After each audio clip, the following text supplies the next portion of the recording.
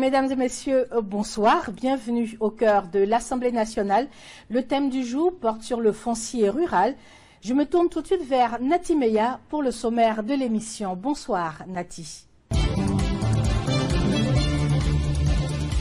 La loi sur le foncier rural est un sujet qui intéresse particulièrement toute la population. Au cœur de l'Assemblée nationale s'y penche afin d'expliquer cette loi aux téléspectateurs. Dans un micro-trottoir, nous irons recueillir les avis des populations à ce sujet. Ensuite, Timité nous apportera des éclairages à travers une interview avec le député Fé Sondé, président de la Commission des affaires économiques et financières. Nous avons scruté la toile et détecté quelques affirmations à soumettre à votre invité. Vrai ou faux, que la loi nous éclaire. Merci Nati. Intéressons-nous à l'activité au sein de l'Assemblée nationale. Qu'est-ce qu'on fait au sein d'une Assemblée nationale à part voter la loi? Qui sont ceux qui y travaillent? Eh bien, la réponse du grand public à travers ce micro-trottoir réalisé par Georges Aboya. Le député est élu par le peuple. À l'Assemblée nationale, nous trouvons des députés, des parlementaires. Je reçois à présent M. Dogoni Souleymane. Il est député de Sinématiali département. Il est banquier à la retraite et il est rapporteur général de la commission permanente chargée des affaires économiques et financières. Bonsoir, monsieur le député. Bonsoir, madame. Nous abordons à présent la question du jour, la loi sur le foncier rural.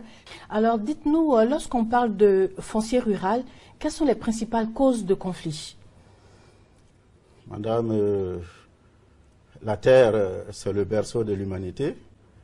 Elle nous accueille, nous la transformons pour y vivre, elle nous nourrit, après elle nous réserve une sépulture pour notre dernière demeure. On dit que nous sommes poussière et nous allons retourner poussière. Est-ce que ces liens intimes et tragiques à la fois qui expliquent les conflits, hélas, nombreux au niveau du foncier rural? Au lendemain des indépendances, il y avait un principe selon lequel on disait que la terre appartient à celui qui la met en valeur. Et cela a permis plusieurs transactions dans tous les sens. Et les nouvelles générations qui se sont retrouvées un peu dépossédées de ces terres ont tendance à faire une remise en cause.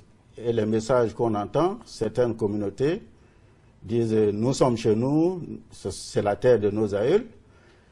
Les migrants disent « nous sommes aussi chez nous parce que nos parents ont acheté ces terres ».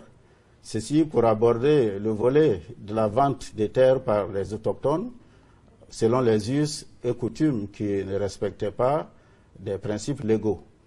Et là également, la jeune génération, estimant que les prix payés étaient modiques, symboliques, et tend à faire une remise également en cause de ces ventes. Et là, il y a une opposition entre les droits d'usage et le droit de propriété. Ensuite, il y a d'autres causes liées aux facteurs politiques. Donc, cela a exacerbé la crise identitaire. Enfin, il y a le déficit, je dirais, les insuffisances liées au juridique, insuffisances juridiques liées à la loi. Cette loi qui a été, c'est la loi 750-98 du 23 décembre 1998, qui a été la première loi du foncier rural. Oui. Et cette loi comporte des insuffisances, comme en témoignent les différentes modifications qui sont intervenues en 2004, en 2013 et récemment en 2019.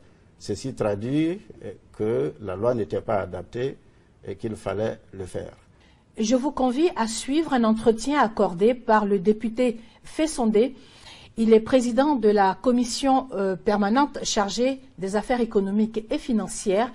Entretien accordé à Timité Alibaba. C'est la grande interview de Timité.